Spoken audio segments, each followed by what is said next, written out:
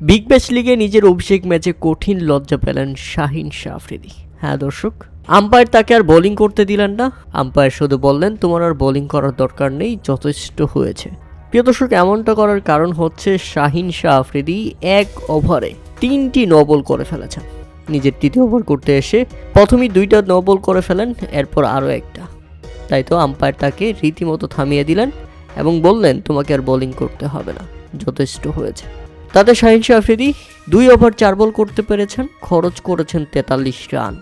Umpire অধিনায়ককে বলে Shahin Shah আফ্রিদিকে bowling and থেকে সরিয়ে দেন, তাকে আর বোলিং করতে দেওয়া হয়নি।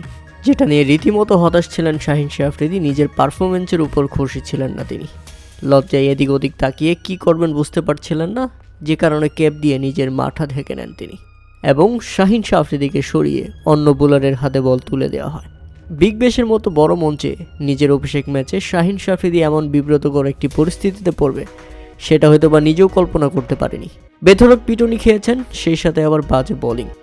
1 ওভারে 3টি নো বল, 4টা খানি কথা নয়। তার মতো একজন অভিজ্ঞ বোলার এমনটা করবে তার দল ব্রিসবেন হিটও কল্পনা করতে পারেনি। তাই তো শেষ পর্যন্ত এদিন ব্রিসবেন হিট ব্যাপকভাবে হেরে গেছে, কেননা এর আগে 212 রানের বিশাল লক্ষ্য দাঁড় করিয়েছিল মেলবোর্ন রেনেগেডস। বল হাতে বিগ ব্যাশে মুদ্রার উল্টো পিঠ দেখল রীতিমতো শাহিন শাহ আফ্রিদি।